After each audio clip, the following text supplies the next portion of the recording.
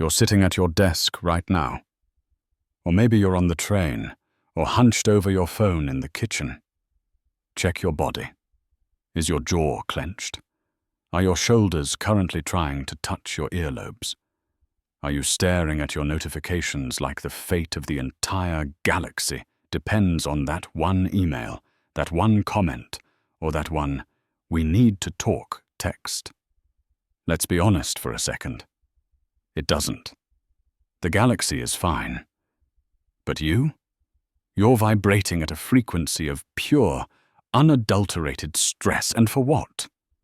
We've been conditioned to believe this lie that if we aren't stressed, we aren't working. We think that if we aren't constantly worried, we're somehow being irresponsible. We've turned being serious into a badge of honor. We wear our burnout like a designer suit, thinking it makes us look important, driven, and adult. But look at your face in the reflection of the screen when it goes black. Do you even recognize that person? Or is that just a collection of deadlines and anxieties held together by caffeine and a sense of duty? Here's the reality check you probably didn't ask for, but desperately need. That seriousness. It isn't a superpower. It's a slow-acting poison. It's draining your creativity, it's wrecking your health, and it's stripping away the very things that make life worth living in the first place. You think you're being professional or mature, but really you're just becoming a ghost in your own life. If you don't learn how to drop the act and find the punchline again, you're going to wake up in 10 years with a resume full of accomplishments and a heart that's forgotten how to beat for anything other than a deadline. In this video, we're going to talk about why your serious brain is lying to you, why your ego is addicted to the drama, and how to stop taking life so personally before it actually kills you. Because, let's face it, none of us are getting out of this alive anyway. So why are you acting like there's a trophy for the person who had the most miserable Tuesday? Stick around because we're about to dismantle the cult of seriousness, and it might just be the first time you've breathed properly all week.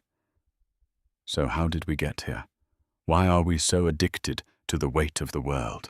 You might be thinking, but if I'm not serious, I'm just a slacker, right? Wrong. That is the trap. That is the massive collective hallucination we've all signed up for. Let's pull back the curtain on why we're all participating in this performance, because once you see the strings, you can't unsee them. We've been fed a narrative since the moment we could sit still in a classroom. Stop playing around, focus, get serious. We were taught that seriousness is the price of admission to adulthood. We think that if we aren't furrowing our brows, we aren't actually doing the work. Think about the professional you, the version of you that walks into a meeting or hops on a Zoom call. You use words like bandwidth, synergy, and deliverables. You've got your serious face on, that mask of stoic competence. You think that mask is your shield. You think if you crack a smile during a crisis or find the absurdity in a missed deadline, people will think you don't care. But let's call it what it really is. A performance. It's a costume you put on because you're terrified that if people saw how much you were actually winging it, the whole tower would come crashing down. Here is the secret the world doesn't want you to know. Seriousness is just ego with a better PR team. It's the part of you that thinks every minor mistake is a stain on your legacy. Your ego wants you to believe the world is watching, waiting for you to slip up, judging your every move. So you tighten the grip, you become rigid, you treat every email like a holy text, and every social interaction like a high-stakes negotiation. But look at nature. A tree that doesn't bend in the wind snaps. We've been taught that being firm and serious is strength, but in reality, it's total fragility. You're one, per my last email, away from a total meltdown, because you've left zero room for the beautiful, chaotic messiness of being a human being. The deception is that seriousness equals success. It doesn't. It just equals high blood pressure and a lack of imagination. Look at the people who actually change the world. The icons, the geniuses, the disruptors. They weren't the ones following the Seriousness handbook. They were the ones who treated the world like a playground, while everyone else was treating it like a funeral. They knew that when you stop being serious, you start being creative. When you stop protecting your ego, you start taking risks. But we stay in the trap because we're afraid. We're afraid that if we let go of the seriousness, we'll lose our edge. We think the stress is what's keeping us moving. But ask yourself, is the stress driving the car, or is it just making the engine overheat while you're stuck in traffic? Because if you keep pretending that everything is a life or death situation, eventually, your body is going to start believing you. And that's where things get dangerous. We aren't just losing our sense of humor here. We're losing our literal grip on health. And wait until you see what happens to your brain when it's stuck in serious mode for too long. It's not pretty, and it's definitely not professional. If you don't believe me, if you still think that being ultra-serious is your best path to getting what you want, I want you to look at your own highlight reel of awkwardness. Think about the moments where you tried the hardest to be perfect, to be impressive, to be on. Usually, those are the exact moments where you felt the least like a human being and more like a glitchy piece of software. Think back to a time you really, desperately wanted to impress someone. Maybe it was a first date with someone way out of your league, or that final round job interview for the position that was going to change your life. You decided, in that moment, to get serious. You practiced your lines in the mirror. You curated your outfit like you were heading into a high-stakes hostage negotiation. You sat down, back straight, jaw tight, monitoring every word that came out of your mouth to make sure it sounded right. You weren't a person. You were a walking, talking LinkedIn profile. And how did it feel? It felt heavy. It felt like you were wearing a suit made of lead.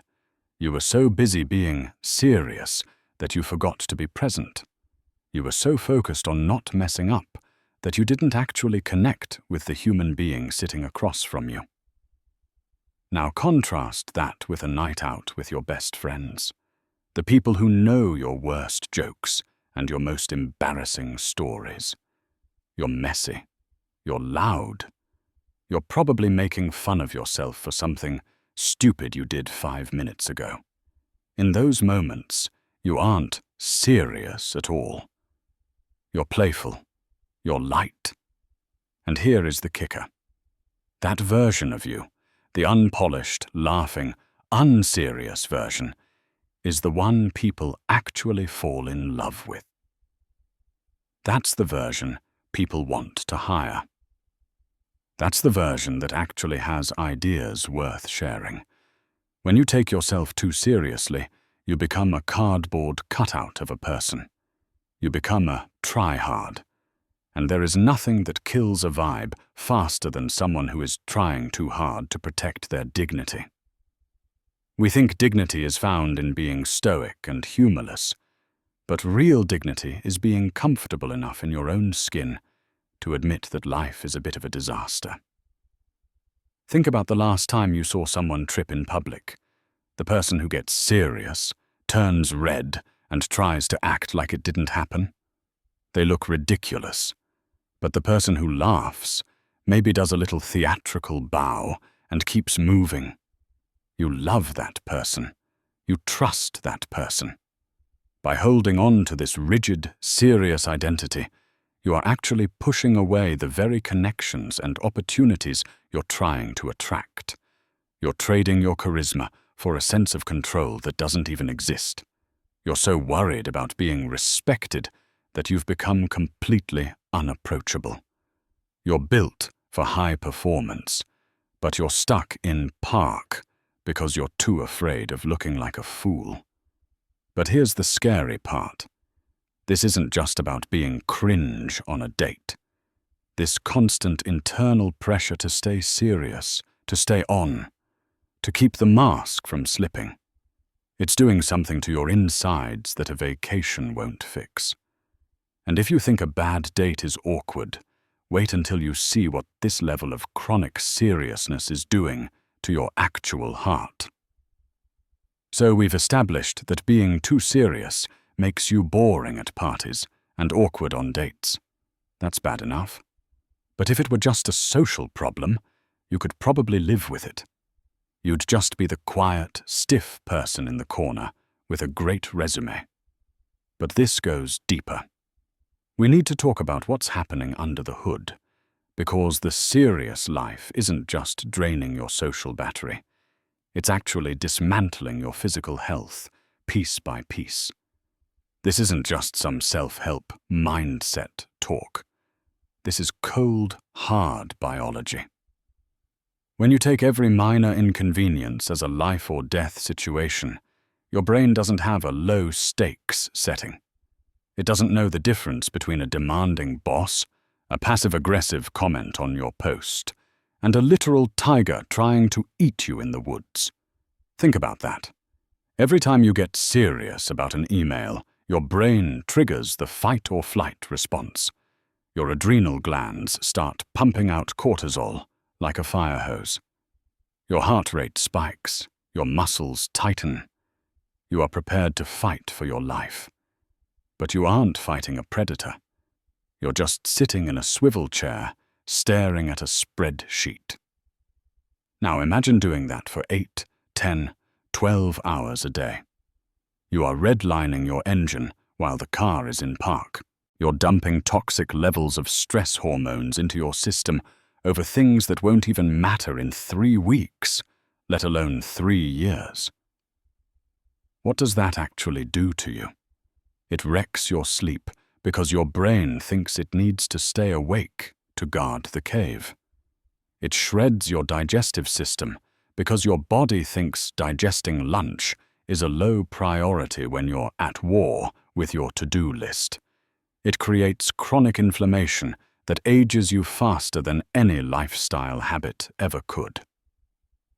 Look in the mirror. Those lines around your eyes. That permanent tension in your jaw. That's the cost of being serious. You are literally trading your future years to pay for today's anxieties. Is that promotion really worth a chronic stomach ulcer? Is being respected as a high achiever worth losing your ability to actually feel a sense of calm? We treat our bodies like they're infinite, but they aren't. They're recording every time you chose to be stressed instead of being light. And the cruelest part? All that stress doesn't even make you more productive. It makes you narrow-minded. It kills the part of your brain responsible for problem-solving and big-picture thinking. You think you're being a grinder, but you're actually just a person whose brain is too panicked to function. You are spending your literal life force on things that are, in the grand scheme of things, completely ridiculous. You're burning the house down to keep the living room warm.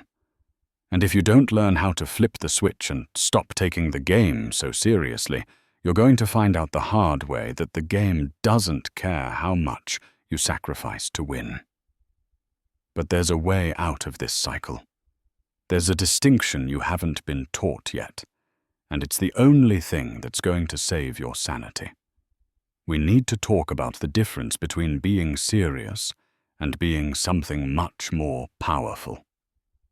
Here is the pivot that will save your sanity.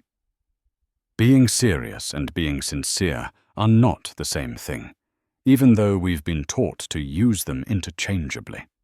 Being serious is about ego. It's about how you look to others. It's heavy, it's rigid, and it's incredibly fragile. When you're being serious, You're constantly checking the room to see if people are taking you seriously. You're guarding a reputation. You're worried about your stature. It's a performance of importance. Think about the person who gets offended because someone made a light-hearted joke about their department. That's seriousness. It's a shield made of glass, and it shatters the second things don't go according to plan. Being sincere, on the other hand, is about the work itself. It's about the mission. It's about the person standing in front of you. When you're sincere, you can care deeply, more deeply than the serious person ever could, because you aren't distracted by your own reflection. You can be 100% sincere about your goals, your family, and your passions without the heavy, soul-crushing weight of being a serious person. Think about a professional athlete in the middle of a championship game. They are incredibly sincere. Every move matters. They are focused, they are driven, and they are giving everything they have. But if they get too serious, if they start worrying about the headlines, the critics, and the pressure of their legacy, they choke. They get stiff. They lose the flow that made them great in the first place. They win when they treat the most important game of their life like a game. You can do a world-class job and still crack a joke in the middle of a crisis. You can be a sincere leader and still be the first person to laugh when you realize you've been wearing 2 different colored socks all day. Seriousness says, I must be respected. Sincerity says, I want to do this well. One is a cage, the other is a superpower. When you drop the seriousness and keep the sincerity, you become untouchable. You become resilient. You can handle the chaos of life because you aren't trying to maintain a facade of perfection. You're just a human being doing their best. And suddenly, the world feels a lot less like a battlefield and a lot more like a playground. If you want to survive the next decade with your heart and mind intact, you have to learn to play again. You have to realize that you can be dead serious about your craft while being completely light about yourself. But before you can do that, you have to confront the one thing that makes all of this feel so impossible. You have to face the clock. I want you to try something radical with me right now. Close your eyes for a second, metaphorically, if you're driving, and think about the thing that's currently eating you alive. That big deal that's keeping you up at 2 a.m., that mistake you made in front of your colleagues, that looming deadline that feels like a guillotine, that argument where you didn't get the last word. Feel that weight in your chest? Now I want you to apply the 100-year rule. Zoom out. Imagine yourself 100 years from today. It's the year 2126. Every single person who ever knew you is gone. Your house has been renovated or torn down. Your job title? Nobody remembers it. That project you stayed up all night for? It's a deleted file on a server that doesn't exist anymore. The people you were so desperate to impress, the ones whose judgment made you feel small. They are buried and forgotten, just like the rest of us. In 100 years, the disaster you're facing right now will be less than a whisper. It won't even be a footnote in history. It will be absolutely, undeniably, 100% irrelevant. When you look at it through that lens, the seriousness of your life starts to look like a bit of a cosmic prank. We are these tiny, brief flashes of light on a floating rock, and we spend our few precious seconds of existence worrying about whether our LinkedIn update sounded professional enough. It's absurd. It's actually hilarious when you think about it. We are the only species that makes itself miserable over things that don't exist outside of our own heads. But here is the cliffhanger. This realization that nothing matters in the long run is usually where people get depressed. They think, Well, if it doesn't matter, what's the point? But they've got it backwards. The fact that it doesn't matter isn't a reason to be sad. It is your ultimate get-out-of-jail-free card. It is the key to the cage. If none of this matters in a century, then you are finally free to do the one thing you've been too serious to try. You are free to actually enjoy the ride. But there's a catch. Knowing this is one thing, living it is another. Because tomorrow morning, your alarm is going to go off, and that serious version of you is going to try to take the wheel again. It's going to tell you that the spreadsheet is more important than your peace of mind. So the real question isn't, why am I so serious? The real question is, if you knew for a fact that you were going to die with a smile on your face, regardless of how much you accomplished, would you still be living the way you are right now? Or would you finally have the courage to stop acting like your life is a funeral rehearsal? Hold that thought, because there's one last thing you need to do before you close this video, and it's the hardest step of all. So where do we go from here? You've spent years, maybe decades, building this fortress of seriousness around yourself. You can't just knock it down in one go. But you can start by loosening one brick. Tomorrow morning is going to be your first real testing ground. I can almost guarantee you that something is going to go wrong. You're going to get a passive-aggressive email. You're going to spill coffee on your white shirt right before a meeting.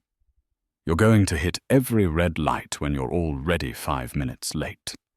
In that moment, your serious brain is going to scream at you.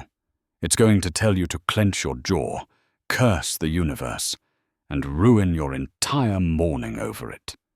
It's going to try to convince you that your frustration is justified. I want you to do something radical. I want you to look at the coffee stain, or the red light, or the email, and I want you to laugh. Not a fake, polite laugh. I want you to actually see the comedy in the chaos. By refusing to give that moment your seriousness, you are taking your power back. You are telling your biology that you are safe. You are telling your ego that it doesn't get to run the show today. Stop trying to be the most respectable person in the room. It's a lonely, exhausting, and frankly boring way to live. No one ever looked back on their life and said, I really wish I had been more stressed out during that middle management meeting. No one ever wished they had spent more time being offended by strangers on the internet. The most magnetic, successful, and genuinely happy people I have ever met are the ones who are dead sincere about their work, but can't stop making fun of themselves. They are the ones who know that life is a game, and the only way to win is to make sure you're enjoying the play. Your homework for today. Go do something unproductive. Do something silly. Sing badly in the car. Admit a mistake to someone and laugh about how human you are. Break the character you've been playing for everyone else and see what it feels like to just breathe. You've spent enough time being a statue of a person. It's time to start being a human being again. Go do something stupid. You've more than earned it. I'll see you in the next one.